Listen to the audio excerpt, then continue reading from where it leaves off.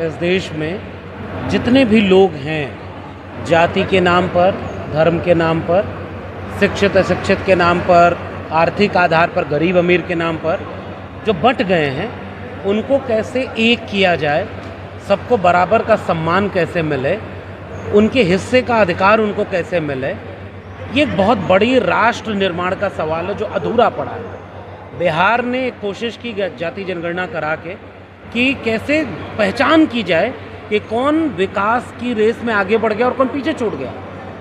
इस सवाल को लेके हर एक संस्थान में जहाँ से देश चलता है, चाहे वो विश्वविद्यालय हो, चाहे वो जुडिशरी हो, चाहे वो मीडिया घराने हों, चाहे वो अधिकारी हों, कर्मचारी हों, उद्योगपति हों, उसमें क्या सबकी भागीदारी हो पाई है कि नहीं, इस सवाल को पूछते हुए सबका भारत बनाने का जो एक राष्ट्र निर्माण का सपना बाबा साहब अम्बेडकर का है, ये तथागत बुद्ध की धरती है। आज इस देश में बहुत सारे लोग युद्ध फैलाना चाहते हैं। उस समय बुद्ध का पैगाम क्या था, जगदेव बाबू का पैगाम क्या था, संविधान का क्या सरोकार था, उसको लेकर के आज ये बड़ा सम्मेलन हो रहा है जो देश में सबको सबके हिस्से का हक और अधिकार दिलाना, मोहब्बत और प्यार से सब मिल कर रहे हैं, कोई किसी के हिस्से को छीने न, कोई किसी के हिस्से का कब्जा न करे, इसके लिए ये कार्यक्रम किया गया। आज़ादी के 70 साल बीत चुके हैं, लेकिन आज भी देखते हैं तो बहुजन समाज वही हाशिए पे पड़ी हुई है। इनके लिए कोई रूपरेखा आरक्षण भी दिया गया, लेकिन आरक्षण से वो ह्यूमन रेस में बराबर शामिल नहीं हो पाए।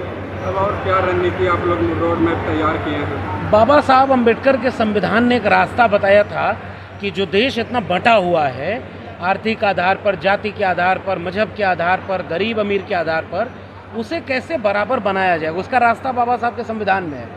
और उस रास्ते को बनाने के लिए जो सबसे आखिरी पायदान पर खड़ा है, उसको आगे ले आने के लिए कुछ विशेष प्रावधान की जरूरत थी। उनमें से एक था आरक्षण। आरक्षण के लिए मंडल कमीशन में कहा गया है कि वो दर्द की दवा है, बीमारी का इलाज नहीं है।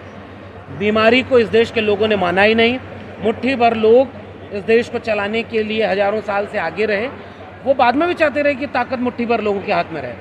थोड़ा मुट्ठी खोलना पड़ेगा, सबको सबके हिस्से का अधिकार और सम्मान देना पड़ेगा। इसलिए शिक्षा के जरिए वो लड़ाई लड़ी जा सकती है, जाति जनगणना के साथ वो लड़ाई लड़ी जा सकती है, आर्थिक सुधार के जरिए वो लड़ाई लड़ी जा सकती है, संविधान के जरिए वो लड़ाई लड़ी जा सकती है। अभी सुप्रीम कोर्ट का फैसला आया था कि क्रीमी और नॉन क्रीमी लेयर भी लाया जाए, इसको क्या पहले ये सुप्रीम कोर्ट के सामने ये तय हो जाए कि क्रीम बनी भी है कि नहीं, लेयर कहाँ से बनेगी, पहचान हो जाए। कितने जज SC ST OBC supreme court में आ जाएं, कितने professor, vice chancellor, bureaucrat, joint secretary, parliamentarian और उसके बाद अधिकारी, कर्मचारी, उद्योगपति। देश के अरबपतियों में एक भी अरबपति ट्राइब नहीं है, तो क्रीम है कहाँ दिमाग में? क्योंकि कुछ लोग चाहते हैं कि आपस में बांट दिया जाए।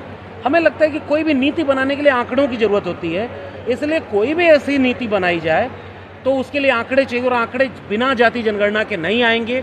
जाति जनगणना के बिना सबको बराबर का हिस्सा नहीं मिल पाएगा। बहुत धन्यवाद।